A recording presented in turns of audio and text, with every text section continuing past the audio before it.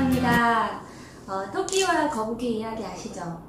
그 이야기에 보면 토끼가 자신의 빠른 발을 믿고 낮잠을 자다가 거북이에게 진 이야기가 나옵니다. 얼마 전에 어떤 분이 이런 말씀을 하시더라고요. 토끼가 경기에서 질 수밖에 없는 이유는 상대방을 바라봤기 때문이다 라고 말씀을 하시더라고요. 그리고 거북이가 이긴 이유는 목표를 바라보았기 때문이라고요. 자, 이처럼 누군가와 비교한 나의 능력을 묻는 순간 내 능력이 뛰어나든 부족하든 상관없이 그 경기에서 지고 말더라고요. 그래서 토끼처럼 상대방을 바라봐야 되는 게 아니고 거북이처럼 느리지만 한 발 한 발 목표를 향해서 달려나갈 때 어때요? 승리할 수밖에 없겠죠. 끝없는 인생의 레이스에서 승리를 위해서 오늘 저와 함께 달려가 보시도록 하겠습니다. 네, 오늘은 여러분에게 이야기할 주제는 말과 양이 길들이기입니다. 말과 양이와 같은 제멋대로인 마음을 길들이다 라는 의미인데요. 먼저 길들이다 라는 사전적 의미를 한번 살펴볼까요? 부리기 좋게 가르치다, 오래 매만져서 보기에 좋거나 쓰기에 좋게 만들다, 맞추어 익숙하게 하다. 자, 이런 뜻을 가지고 있는데요. 처음에 우리 신발을 구입할 때 어때요? 좀 딱딱하고 불편하시죠?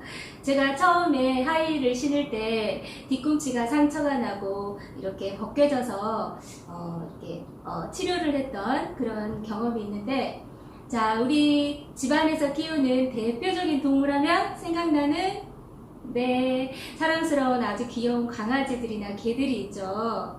자, 이런 동물들은 훈련을 하면 참 좋습니다. 사람들에게 없는 뛰어난 감각을 가지고 있어요. 그래서 사람들에게 없는 것들을 통해서 여러분들 우리에게 많은 유익과 도움을 주는데요. 예를 들어서 군견이라든가 또 시각장애인 안내견, 그리고 마약, 탐지견, 이런 개들은 사람에게 없는 능력 밖에 뛰어난 감각으로 많은 유익과 도움을 줍니다. 이처럼 잘 훈련된 동물과 그렇지 않은 동물은 전혀 다릅니다. 여러분들이 보실 때도 잘 훈련된 동물은 왠지 예쁘잖아요. 예쁘고 사랑스럽고 마음이 가잖아요. 그런데 지 아무리 용맹스럽고 강하고 그렇다 할지라도 길들여지지 않으면 많은 해를 입히고 또 사람들에게 위험에 처하게 할 수 있습니다. 미국에서 처음에 개척 당시에 영국에서 배를 타고 또 대서양을 건너서 신대륙 아메리카를 지나 동부에 이렇게 정착하게 됐죠. 그때는 광활한 평야가 펼쳐져 있어서 그때 시대에는 자동차가 없잖아요. 그래서 굉장히 불편한데 어떻게 하면 이 넓은 광야를 이렇게 교통수단을 이용할 수 있을까 생각을 하고 보니까 야생마들이 많은 거예요. 그래서 저 야생마들을 길들이면 굉장히 편리하게 사용하겠는데 이런 생각이 들어서 그때부터 이제 그 밧줄을 가지고 올가미를 만들어서 10번, 20번, 30번, 40번 수없이 던집니다. 그렇게 해서 어쩌다가 야생마의 목에 탁 걸리게 되면 사람들이 그걸 힘껏 달리게 되는 거죠. 잡아당기게 되면 이제 야생마는 무척 당황하게 되는 거죠.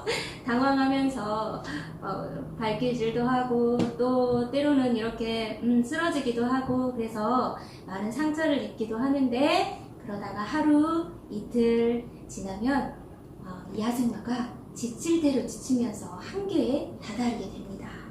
그러면 그때 먹이와 당근과 물을 주는 거죠. 이렇게 해서 훈련을 해서 사람들이 또 식구가 되고 또 사람이 말을 탔을 때 의도된 대로 훈련이 된다고 합니다.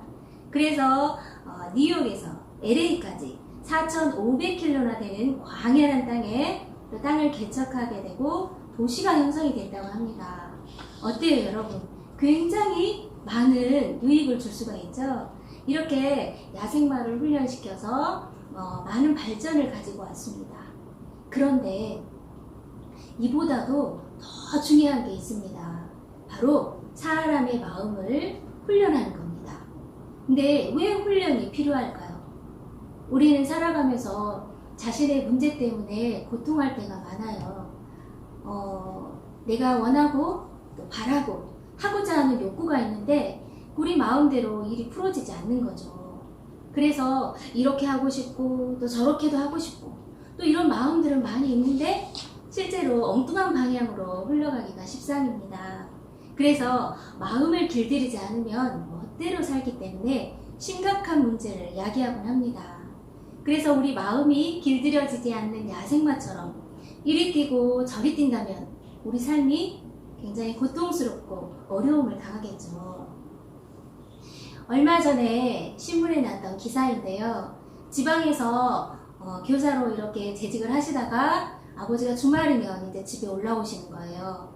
그래서 가족들과 이렇게 모여서 식사를 하는 거죠. 식탁에 앉아서 들러 앉아서 맛있게 식사를 하신 다음에 아버지가 이런 말씀을 하셨어요. 자, 야, 우리 오랜만에 모였는데 행복이라는 주제로 가족회의를 한번 열어보자, 이렇게 말씀을 하셨어요. 그리고는 가족들이 옹기종기 앉아서 이런 이야기 저런 이야기 꺼내면서 가족회의를 시작한 거죠. 한참 이야기에 꽃을 피우고 있는데 아버지가 아들에게 말했어요. 우리 집안은 정말 너무 좋아. 너무 행복하고 좋은데 이번에 너가 성적이 많이 떨어졌더라. 조금만 공부를 열심히 노력해서 성적을 올리면 우리 집안에 걱정거리가 없을 것 같다, 아들아. 이렇게 말을 건네자 아들이 갑자기 의자를 박차고 일어나더니 아버지, 저만 없으면 우리 집이 행복하겠다 이거죠? 좋습니다. 제가 없어져 드릴게요. 그러더니 베란다로 성큼성큼 다가가서 고층 아파트에서 그대로 뛰어내렸습니다. 자, 이 광경을 본 부모님 마음은 어떻겠습니까? 미친 듯이 맨발로 뛰어내려가서 잔디밭에 누워있는 아들을 안고 아들아, 미안하다, 잘못했다, 용서해줘, 이렇게 하면서 부모님들이 울부짖고 오열하는 모습을 보았습니다. 자, 조그마한 이야기도 들을 줄 모르고 자기 원하는 대로 되지 않는다고 견디지 못해하는 이유는 무엇일까요? 그것은 마음의 훈련이 되지 않았기 때문입니다. 자, 높은 학벌과 또 좋은 기술들, 멋진 집, 또 근사한 자동차, 또 예쁜 아내, 이런 조건들이 성공과 행복을 가져다 줄 수 있을 거라고 생각을 합니다. 그러나 마음이 길들여지지 않으면 이런 것들은 한순간에 무너질 수밖에 없어요. 그리고 오히려 이런 좋은 조건들이 자신을 더 고통스럽게 하고 어렵게 할 수도 있습니다.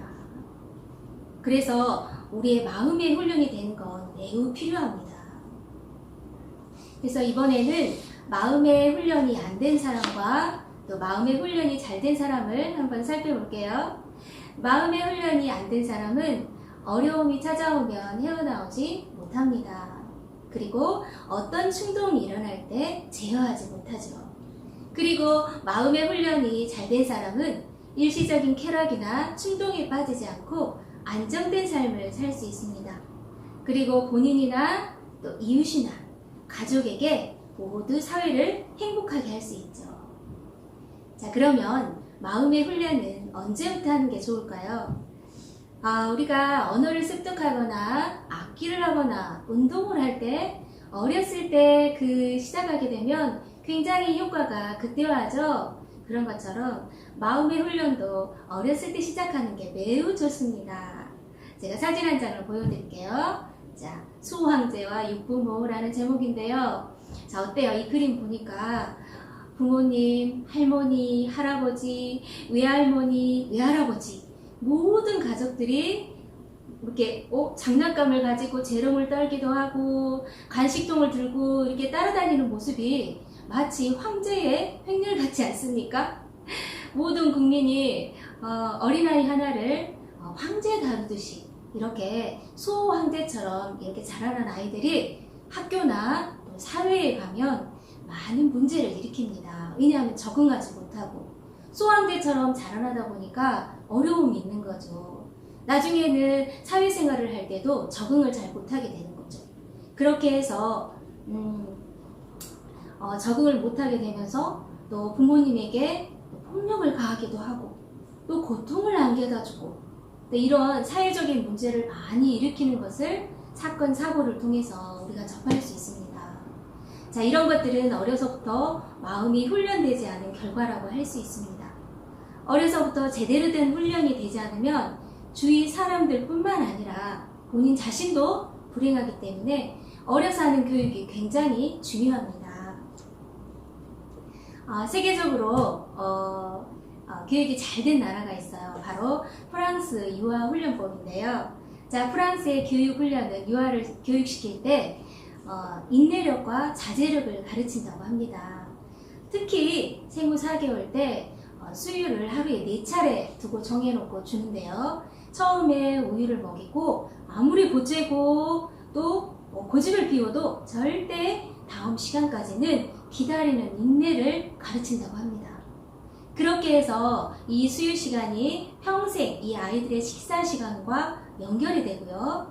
또 기다려서 서서 이렇게 식사를 하는 식사 예절이 또 몸에 있고 식사 예절이 몸에 익을 뿐만 아니라 또 어떤 절차를 기다려야 하는 일들 앞에도 아주 익숙하게 훈련이 되어 있다고 합니다. 이렇게 해서 훈련이 된 아이들은 그렇지 않은 아이들에 비해서 실업률이 40%나 낮다고 합니다. 또 한 예를 들어보면은 구글이나 또 페이스북이나 애플 같은 그런 IT 전문 회사가 모여 있는 곳이 어딘가요? 네, 미국 실리콘밸리입니다. 자, 이곳에서 IT 세계를 선도하는 CEO들이 자녀들을 교육시킬 때 절대 IT 기기를 주지 않는다고 합니다. 왜냐하면 이 IT 기기가 자제력을 키우는데 방해가 되기 때문이죠. 그래서 서로 주더라도 아주 제한된 시간에 허용을 한다고 합니다. 그래서 아이들이 원하는 거, 또 하고 싶은 거, 즐겨하는 거 이런 것들을 어느 정도 절제를 지켜줌으로써 자제력을 키워내는 훈련을 한다고 하네요. 그리고 두 번째는 사고력을 향상시키는 그런 일들을 한다고 합니다. 책을 많이 읽히고요. 또 마음의 세계를 배울 수 있도록 이런저런 그런 방법들을 통해서 아이들에게 이렇게 교육을 시킨다고 합니다.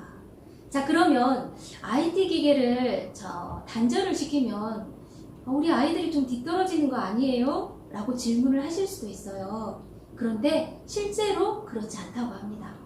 이 아이들은 이렇게 교육을 받고 나서 세계 최고의 명문 대학에 들어가서 좋은 성적을 낸다고 하는데요. 이처럼 아이들에게 자제력과 사고력은 굉장히 좋은 영향력을 미친다고 하네요. 자, 우리가 돈이나 물건을 예쁘게 쓰는 거를 물쓰듯 한다 라는 표현을 하잖아요. 예를 들어서 우리가 손을 씻을 때 아이들 손 씻는 훈련을 시킬 때 수도꼭지를 들어서 물에 손에 물을 묻힌 다음에 적신 다음에 또 비누를 이렇게 손에 묻힌 다음에 비누칠을 하는 동안에는 잠궈두도록 훈련을 시키세요. 그리고 수도꼭지를 틀어서 손을 씻도록 하는 거죠. 물 그거 몇 분이나 한다고 그렇게 온전하게 교육을 시킵니까? 이렇게 말씀을 하실 수도 있어요. 그러나 물을 아끼듯 아주 작은 것부터 소홀히 여기지 않고 아껴 쓰는 것을 배우면서 자기 멋대로 하고 싶은 마음을 자제하는 법을 아주 조금씩 배우는 것입니다. 양치질을 할 때, 또 세수를 할 때, 또 목욕탕 가서 샤워기를 틀어서 사용할 때 여러분 어떻게 사용하시나요?